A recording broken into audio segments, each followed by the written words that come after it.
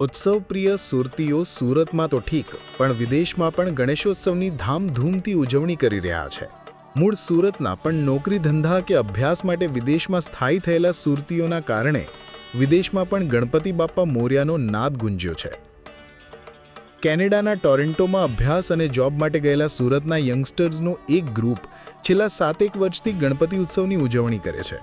આ ગ્રુપે આ વર્ષે ઓપરેશન સિંદૂરની થીમ પર ગણપતિની સ્થાપના કરી છે। 10 દિવસ સુધી કેનેડાના આ યુવાનો પોતાની જોબમાંથી સમય કાઢીને સવાર સાંજ મિષ્ટાન સાથે તાજું ભોજન બનાવી દાદાને થાળ ધરાવશે। મૂળ બિલ્લીમોરાના રાજીવ મહેતા અને તેમનો પરિવાર હાલ કેનેડાના સ્ટોફવેલમાં છેલ્લા 23 વર્ષથી રહે છે। તેમણે પણ દર વર્ષની જેમ આ વખતે પોતાના ઘરે દુંદાળા દેવની સ્થાપના કરી છે। સુરતમાં રહેતા સંજય પટેલના સંતાન પર્લ અને શ્યામ પટેલ સ્ટડી માટે ઓસ્ટ્રેલિયા ગયા છે અને તેમના ભાઈની સાથે બ્રિસ્ટનમાં રહે છે।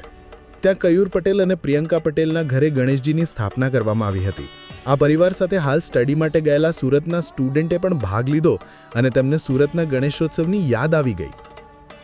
ન્યૂઝીલેન્ડના ઓકલેન્ડમાં અનેક ગુજરાતીઓ વસવાટ કરે છે। જ્યારે તહેવાર હોય ત્યારે તેઓ ભેગા મળીને તહેવારની ઉજવણી કરે છે।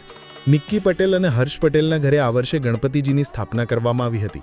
અહીં દરિયા કે તળાવમાં વિસર્જન પર પ્રતિબંધ હોવાથી તેઓ પોતાના ઘરે જ વિસર્જન કરશે અને જે માટી આવશે તે દર્શન માટે આવતા ભક્તોને પ્રસાદ સ્વરૂપે આપવામાં આવશે, જેનો કુંડામાં કે છોડમાં ઉપયોગ કરી શકાશે।